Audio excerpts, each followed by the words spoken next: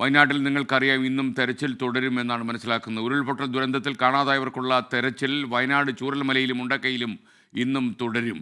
നിലവിൽ ഉരുൾപൊട്ടലിൽ മരിച്ചവരുടെ എണ്ണം 403ആയി. ഒരു മൃതദേഹവും 4 ശരീരഭാഗങ്ങളുമാണ് ഇന്നലെ കണ്ടെത്തിയത്. പ്രത്യേകം മാർക്ക് ചെയ്ത സ്ഥലങ്ങളിൽ പരിശോധനകൾ തുടരാനാണ് തീരുമാനം. KR ഗോപികൃഷ്ണൻ, ദീപക് തർമ്മ, വിപിൻ സി വിജയൻ എന്നിവർ നമുക്കൊപ്പം ചേരുന്നു. ആദ്യം ഗോപികൃഷ്ണനിലേക്ക്. Gopikrishnan, good morning to all of you. Gopikrishnan, latest ആയിട്ടുള്ള വിവരങ്ങൾ എന്തൊക്കെയാണ് നമുക്ക് ലഭിക്കുന്നത്? നമുക്കറിയാം, ആരെങ്കിലും എവിടെയെങ്കിലും കുടുങ്ങിക്കിടക്കുന്നുണ്ടെങ്കിൽ അവരെ കണ്ടെത്തുക, ഏതെങ്കിലും ഒരു മൃതദേഹം എവിടെയെങ്കിലും കണ്ടെത്താൻ കഴിയുക, ഇതൊക്കെ ഏറ്റവും വലിയ ധർമ്മമാണ്. KR ഗോപികൃഷ്ണൻ വിശദാംശങ്ങളുമായി നമുക്കൊപ്പം ചേരുകയാണ്. Gopikrishnan, good morning. ഗോപികൃഷ്ണൻ, പറയൂ വിവരങ്ങൾ. ഇന്നിപ്പോൾ അവിടെ രാവിലെ മഴയോ അങ്ങനെ എന്തെങ്കിലും ഉണ്ടോ? Good morning SK. ഇന്ന് SK ഇപ്പോൾ സൂചിപ്പിച്ചതുപോലെ തന്നെ ചെറിയ മഴ ഇവിടെ തുടങ്ങിയിട്ടുണ്ട്. ഇന്നും പതിവ് പോലെ തന്നെ തിരച്ചിൽ നടക്കാൻ പോവുകയാണ്. മഴ ചെറിയ രീതിയിൽ പ്രതിസന്ധിയാകുമോ എന്ന സംശയമുണ്ട്. കാരണം കാലാവസ്ഥാ മുന്നറിയിപ്പ് അനുസരിച്ച് ഇനിയുള്ള 3 മണിക്കൂറിൽ വയനാടിൻ്റെ പല ഭാഗങ്ങളിലും ഒറ്റപ്പെട്ട മഴയ്ക്ക് സാധ്യതയുണ്ട് എന്നാണ്.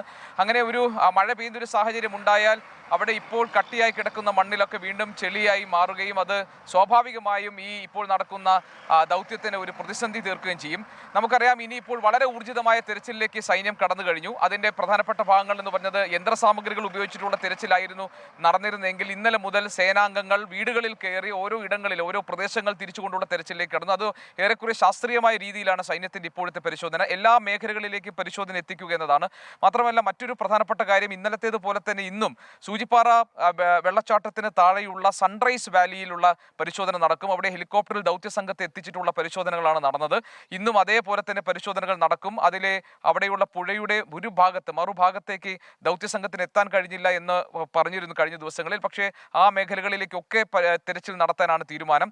ശരീരഭാഗങ്ങളോ മൃതശരീരങ്ങളോ കണ്ടെടുക്കാൻ കഴിയുമെന്ന പ്രതീക്ഷ ഇപ്പോഴുമുണ്ട്. മാത്രമല്ല, ഒരു ഭാഗത്ത് പ്രത്യേകിച്ച് ചൂരൽമല പുഴയുടെയൊക്കെ ആ അറ്റത്ത് എത്തുമ്പോൾ അവിടെ ഒരുപക്ഷെ മൃതദേഹങ്ങൾ ഉണ്ടാകാൻ സാധ്യതയുണ്ടെന്ന് പറയുന്നു. ഏതാണ്ട് 40 അടി മണ്ണിന്റെ താഴ്ചയിലേക്കാണ് ഇപ്പോൾ മൃതദേഹങ്ങൾ ഉണ്ടെങ്കിൽ അത് കണ്ടെത്തുക എന്നാണ് ഈ സേനാംഗങ്ങൾ പറയുന്നത്.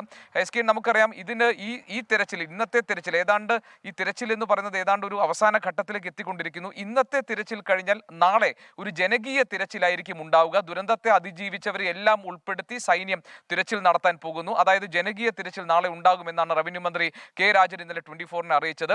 ഇപ്പോൾ സൈന്യത്തിന്റെ കെഡാവർ ഡോഗ്സ് ഈ തിരച്ചിലിനൊപ്പമുണ്ട്. മൃതശരീരങ്ങൾ ഉണ്ടെങ്കിൽ അത് കണ്ടെത്തി കൊടുക്കാനാണ് കെഡാവർ ഡോഗ്സിന് ഇറക്കുന്നത് നമുക്കറിയാം.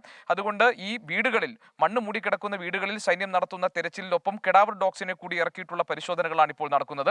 ഏറ്റവും പ്രധാനപ്പെട്ട കാര്യം SK, ഇപ്പോഴും ദുരിതാശ്വാസ ക്യാമ്പുകളിൽ കഴിയുന്ന ആളുകൾ അവരെ താൽക്കാലിക പുനരധിവാസത്തിലേക്ക് കൊണ്ടുവരാൻ വേണ്ടി സർക്കാർ ശ്രമിക്കുന്നു എന്നുള്ളതാണ്.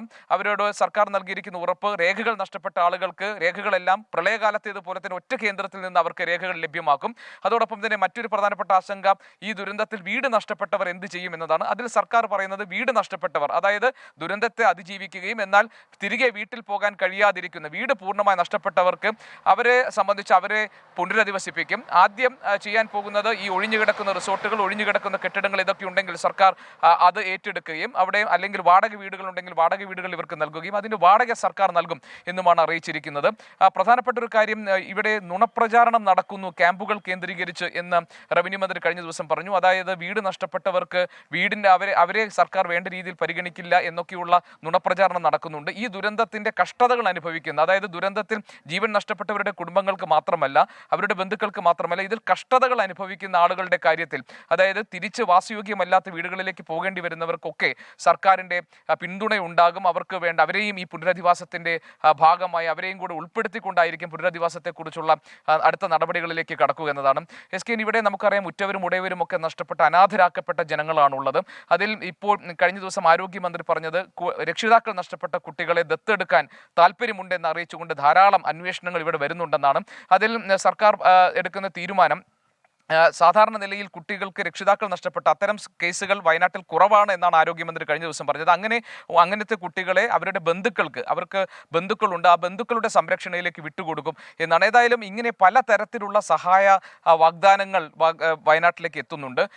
അപ്പോഴും സർക്കാർ പറയുന്നത് പല സംഘടനകളും വീടും പണവുമൊക്കെയായി വാഗ്ദാനം നൽകുമ്പോഴും ഇതെല്ലാം ഒരു സമഗ്രമായ ഒരു മാസ്റ്റർ പ്ലാൻ തയ്യാറാക്കി സർക്കാർ അതിന് ഒരു രൂപരേഖ ഉണ്ടാക്കിയ ശേഷമായിരിക്കും ഈ കാര്യങ്ങളിൽ എന്ത് വേണം എന്ന് തീരുമാനം തീരുമാനമെടുക്കുക. ഏതായാലും ദുരിതാശ്വാസ ക്യാമ്പുകളിൽ കഴിയുന്നവർ പറയുന്നത് അധിക നാളുകൾ ഈ ദുരിതാശ്വാസ ക്യാമ്പുകളിൽ ഇതുപോലെ കഴിയാൻ പറ്റില്ല. അവരുടെ ഉപജീവന മാർഗം തടസ്സപ്പെട്ടിരിക്കുകയാണ്. അവർക്ക് അവരുടെ കയ്യിൽ കാശില്ല, എന്ത് ചെയ്യണമെന്ന് അറിയില്ല. അങ്ങനെ ജീവിതമാകെ വഴിമുട്ടി നിൽക്കുന്ന ഒരു സാഹചര്യം ഈ ദുരിതാശ്വാസ ക്യാമ്പുകളിൽ കഴിയുന്നവർക്കുണ്ട്. അതുകൊണ്ട് അവർ ആവശ്യപ്പെടുന്നത് അടിയന്തരമായി ഈ കാര്യങ്ങളിൽ ഒരു പരിഹാരം ഉണ്ടാകണമെന്നതാണ്. സർക്കാർ നടപ്പാക്കാൻ പോകുന്ന ഈ താൽക്കാലിക പുനരധിവാസ പദ്ധതിയിൽ എല്ലാവരെയും ഉൾപ്പെടുത്താൻ കഴിയുമെന്ന പ്രതീക്ഷയാണുള്ളത്. SKN നമുക്കറിയാം, ഇന്ന് കവളപ്പാറ പുത്തുമല ദുരന്തം നടന്നതിൻ്റെ 5ാം വാർഷികമാണ്. അതിൽ കവളപ്പാറയിൽ 19 പേർക്ക് ജീവൻ നഷ്ടപ്പെട്ടു. 11 പേരെ കുറിച്ചുള്ള വിവരങ്ങൾ ഇനിയും കിട്ടാനുണ്ട്. പുത്തുമലയിലും അതുപോലെ തന്നെ ഇനിയും മൃതശരീരങ്ങൾ കണ്ടെടുക്കാനുണ്ട് എന്നത് നമുക്കറിയാം. ഏതാണ്ട് അതിനേക്കാൾ എത്രയോ വ്യാപ്തിയുള്ള ഒരു ദുരന്തമാണ് വയനാട്ടിൽ നടന്നിട്ടുള്ളത്. അതുകൊണ്ട് തന്നെ ഇന്ന് നടക്കുന്ന തിരച്ചിലിലും എന്തെങ്കിലും വിവരം കിട്ടുമെന്ന പ്രതീക്ഷയിലൊക്കെ തന്നെയാണ് ക്യാമ്പുകളിൽ കഴിയുന്ന അവരുടെ ബന്ധുക്കളൊക്കെ തന്നെ. മറ്റൊരു പ്രധാനപ്പെട്ട കാര്യം, എത്രത്തോളം ആഘാതം ഇപ്പോൾ ഇവിടെ നടക്കുന്നത് സത്യത്തിൽ നാശനഷ്ടങ്ങളുടെ ഒരു കണക്കെടുപ്പ് കൂടിയാണ്. മൃതദേഹങ്ങൾക്ക് വേണ്ടിയുള്ള തിരച്ചിൽ നടക്കുമ്പോൾ തന്നെ എത്ര വലിയൊരു ആഘാതമാണ് ഈ ദുരന്തം ഉണ്ടാക്കിയിട്ടുള്ളത് എന്നതിലുള്ള കണക്കെടുപ്പിലേക്കും കടന്നിട്ടുണ്ട്. ഇന്നലെ മേപ്പാടി പഞ്ചായത്തിലെ ഉദ്യോഗസ്ഥരെത്തി ഇപ്പോൾ അവശേഷിക്കുന്ന കെട്ടിടങ്ങൾ, അതിന്റെ നീളവും വ്യാപ്തിയും, അത് എങ്ങനെ നിൽക്കുന്നു എന്നതിന്റെയൊക്കെ കണക്കുകൾ എടുത്തിട്ടുണ്ട്. ഗോപി, മറ്റൊരു കാര്യം, ഈ ഷിനിൽ വർഗീസ് ഒരു കാര്യം അറിയിക്കുന്നു. വയനാട്ടിലെ ദുരിതാശ്വാസ ക്യാമ്പുകളിൽ ഭക്ഷണ സാധനങ്ങൾ കെട്ടിക്കിടക്കുന്നുവെന്ന് ചില ദൃശ്യങ്ങൾ സമൂഹ മാധ്യമങ്ങൾ പ്രചരിക്കുന്നുണ്ട്. അതിൻ്റെ സത്യാവസ്ഥ ഗോപിക്ക് അറിയാമെങ്കിൽ ഒന്ന് പറയാം. അതല്ലെങ്കിൽ ഗോപി ഇന്ന് ദുരിതാശ്വാസ ക്യാമ്പുകൾ ഒന്ന് സന്ദർശിച്ചിട്ട് അവിടുത്തെ യഥാർത്ഥ വിവരം ഒന്ന് പ്രേക്ഷകരുമായിട്ട് പങ്കുവയ്ക്കണം. ശരി, SKN ഈ ദുരിതാശ്വാസ ക്യാമ്പുകളിൽ നിന്ന് മാത്രമല്ല എല്ലാ ഇടങ്ങളിലേക്കും പലതരത്തിലുള്ള സഹായങ്ങൾ ഭക്ഷണമായി ഒക്കെ എത്തുന്നുണ്ട്. അപ്പോൾ ഭക്ഷണപ്പൊതികൾ എല്ലാ ഇടങ്ങളിലേക്കും എത്തുന്നുണ്ട് എന്നതൊരു വാസ്തവമാണ്. കെട്ടിക്കിടക്കുക എന്നത് ഇപ്പോൾ കഴിഞ്ഞ ദിവസങ്ങളിലും ആ നിലയിൽ ഒരു പ്രചാരണം ഉണ്ടായിരുന്നു. അതായത് പല സ്ഥലങ്ങളിലും ഭക്ഷണം അനാവശ്യമായി അത് പാഴാക്കി കളയുന്നു, അത് പലയിടങ്ങളിലും കെട്ടിക്കിടക്കുന്നു എന്നുള്ളത്. ദുരിതാശ്വാസ ക്യാമ്പുകളുടെ ഒരു കാര്യത്തിൽ SKN നമുക്കുള്ള ഒരു പരിമിതി, ദുരിതാശ്വാസ ക്യാമ്പുകളിലേക്ക് മാധ്യമപ്രവർത്തകർക്കും മറ്റുള്ളവർക്കോ ഉള്ള പ്രവേശനം കഴിഞ്ഞ ദിവസങ്ങളിൽ കർശനമായി നിയന്ത്രിച്ചിട്ടുണ്ട്, അല്ലെങ്കിൽ അത് നിരോധിച്ചിട്ടുണ്ടെന്ന് തന്നെ പറയാം. കാരണം മാധ്യമപ്രവർത്തകരെ ക്യാമറയൊന്നും ഇല്ലാതെ ദുരിതാശ്വാസ ക്യാമ്പുകളിൽ ചെന്നപ്പോൾ പോലും നമ്മളെ ഗേറ്റിൽ തടയുകയും അതിനകത്ത് ദുരിതാശ്വാസ ക്യാമ്പിൽ കഴിയുന്ന ആളുകളുടെ ബന്ധുക്കൾക്കല്ലാതെ മറ്റാർക്കും തന്നെ ക്യാമ്പിനകത്തേക്ക് പ്രവേശനമില്ല എന്നാണ് ഡെപ്യൂട്ടി കളക്ടർ അറിയിച്ചത്. ഞാൻ ഡെപ്യൂട്ടി കളക്ടർ അഖിലയുമായി ആ സമയത്ത് സംസാരിച്ചിരുന്നു. അവർ പറഞ്ഞത് അതൊരു സ്ട്രിക്റ്റ് ഓർഡറാണ്, അതുകൊണ്ട് തന്നെ ആളുകൾക്ക് ആരെയും തന്നെ ഞങ്ങൾ അകത്തേക്ക് പ്രവേശിപ്പിക്കുന്നില്ല എന്നതാണ്. ഏതായാലും ഈ തരത്തിലുള്ള ഒരു പരാതി നിലനിൽക്കുന്ന സാഹചര്യത്തിൽ, അതായത് ഭക്ഷണ സാധനങ്ങൾ കെട്ടിക്കിടക്കുന്ന പരാതി നിലനിൽക്കുന്ന സാഹചര്യത്തിൽ ഉറപ്പായും SKN ഈ കാര്യങ്ങളിൽ നമ്മൾ ഇന്നൊരു അന്വേഷണം നടത്തും. ഗോപികൃഷ്ണൻ, പ്രദീപ് ചന്ദ്രൻ പറയുന്നു, SKN ദയവായി പ്രധാനപ്പെട്ട വാർത്തകൾ ആദ്യം പറയണം, ഞങ്ങൾക്ക് 7:30 ഓഫീസിൽ പോകണം. തീർച്ചയായിട്ടും വളരെ പ്രധാനപ്പെട്ട ഹെഡ്ലൈൻസ് നമുക്ക് നാളെ മുതൽ ചേർക്കാവുന്നതാണ്.